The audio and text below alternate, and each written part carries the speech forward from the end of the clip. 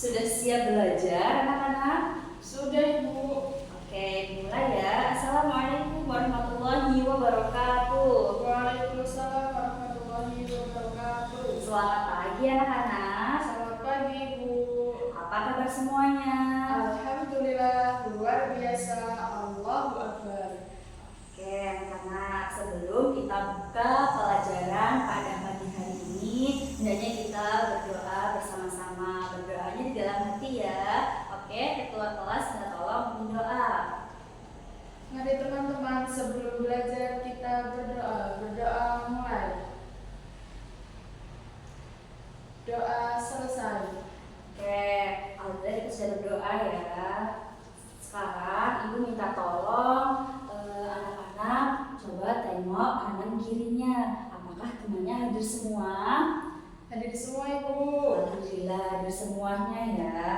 Oke, setelah itu ada yang masih ingat nggak pelajaran yang sudah ibu sampaikan di pertemuan kemarin? Masih. Apa aja kira-kira?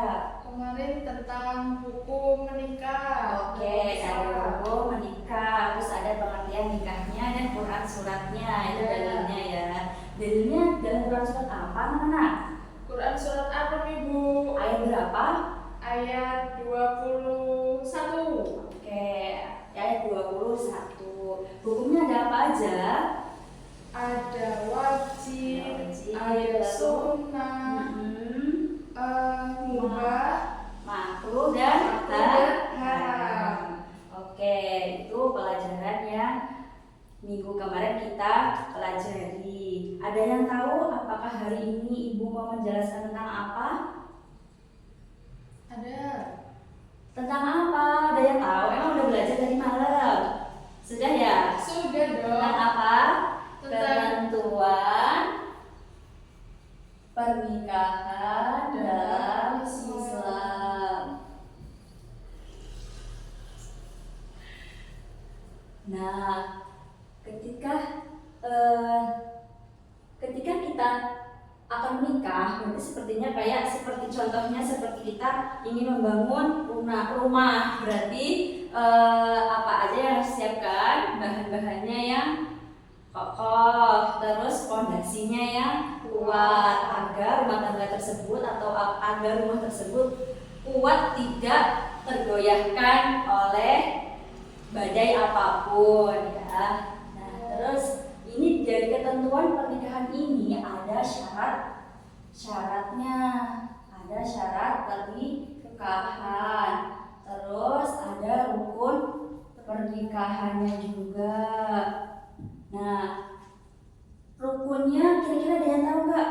Apa aja rukun pernikahan dalam Islam, anak-anak? Ada pengantinnya. Ada pengantinnya ya, bagus banget. Yaitu yang pertama adalah ada calon pengantin pria. Terus ada calon pengantin wanita. Nah, kalau calon pengantin pria ini ya berarti calon ini laki-laki yang menjadi suami. Terus yang istri ini, yang wanita ini untuk menjadi istri. Dan yang ketiga apa kira-kira? Ada apa lagi? Ada wali. Apa itu wali? Ada yang tahu anak-anak? Ada. Apa itu? Wali itu ayah kandung dari pihak perempuan yang menikahkan. Ayah kandungnya. Berarti harus ayah kandung ya. Jika ayahnya tidak ada yang tahu nggak? Siapa yang harus mewakilinya? Siapa, Bu? Nggak tahu ya. Nah, ketika ayah kandungnya tidak ada, bisa diwakilkan oleh saudara laki-lakinya, boleh dengan kakaknya, gitu, dan kakeknya. Nah, dan yang keempat yaitu saksi. Nah, ada berapa orang saksi untuk menyaksikan pernikahan itu? Ada dua cewek, laki-laki atau perempuan? Laki-laki. Jadi saksinya ada 2 orang laki-laki yang muslim, baik, adil, berakal. Apa itu balik? Dewasa. Terus berakal sehat. Nah, yang kelima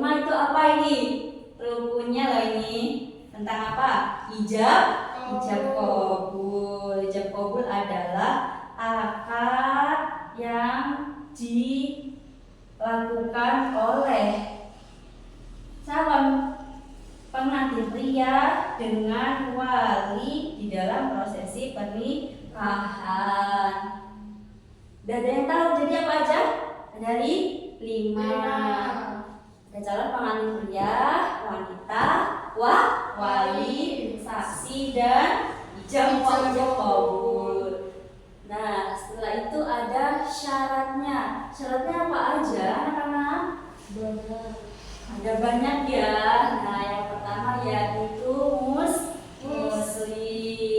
Nah, berarti apakah boleh nikah orang Kristen dengan orang Muslim? Tidak ya, jadi harus sama-sama muslim. Dan yang kedua yaitu balik. Balik itu apa tadi? Udah dijelaskan sedikit. Dewasa. Lalu berakal sehat. Terus dan yang keempat yaitu bukan mahram. Jadi nggak boleh menikahi bibinya sendiri atau pamannya, ibunya, apalagi nenek kakeknya. Naudzubillah. Lalu yang kelima yaitu tidak boleh menikah di saat sedang berihram di Makkah. Terus ibu ada studi kasus.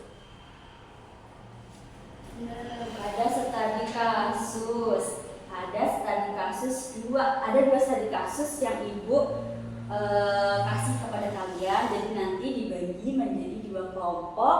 Nanti satu kelompok perwakilan, satu untuk mepresentasikan ya. Ibu bagi studi kasusnya, nanti dibacakan langsung, terus didiskusikan, terus dipresentasikan.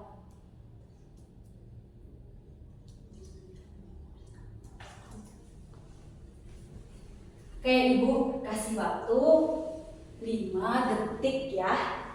10 detik untuk berdiskusi dengan temannya, dan setelah itu dipresentasikan.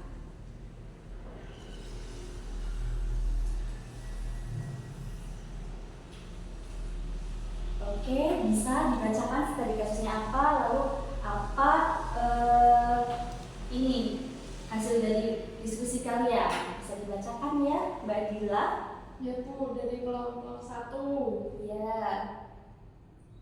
Studi kasus yang pertama apa?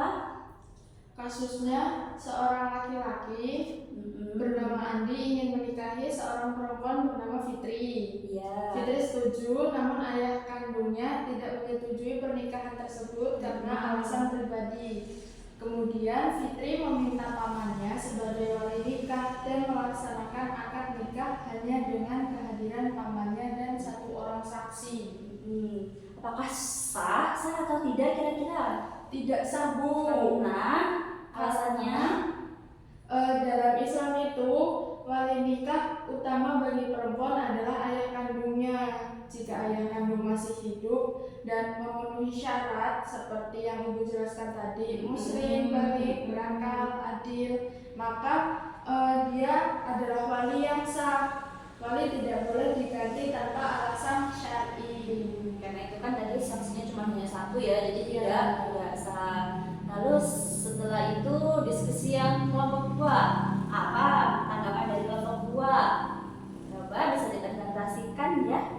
Kelompok 2 studi kasusnya seorang pemuda bernama Rizky berusia 21 tahun ingin menikahi sepupunya Siti yang berusia 19 tahun. Keduanya sama-sama dewasa, sehat akalnya, dan saling setuju. Ayah Siti ini menjadi wali nikah dan akad dilaksanakan di depan 2 saksi laki-laki muslim. Mahar disepakati berupa cincin emas seberat 3 gram. Jadi sah atau tidak? Sah, Ibu. Sah karena alasannya apa? Semua syarat dan rukun yang Ibu sebutin tadi dipenuhi di sini. Iya, ada 5 ya syaratnya kan tadi. Apa saja tadi? Muslim, berakal, sehat, balik, tidak berihram, terus apa lagi? Bukan mahramnya. Oke, Oke, semua paham semua ya anak-anak ini Insya materi tentang ketentuan pernikahan dalam Islam pada pagi hari ini. Oke, ada yang tahu nggak besok kita membahas tentang apa? Belum Ibu. Oke, besok Ibu akan membahas tentang hal-hal yang berkaitan dengan pernikahan. Mungkin waktunya sudah cukup ya, Ibu cukupkan. Ada yang ditanyakan tidak? Ada yang ditanyakan tidak? Oke, minta tolong doa pindah ya ketua kelasnya. Ibu, mari teman-teman kita akhiri belajar kita pada hari ini dengan berdoa bersama-sama. Berdoa mulai. Doa selesai. Oke, Ibu akhiri. Wassalamualaikum warahmatullahi wabarakatuh. Waalaikumsalam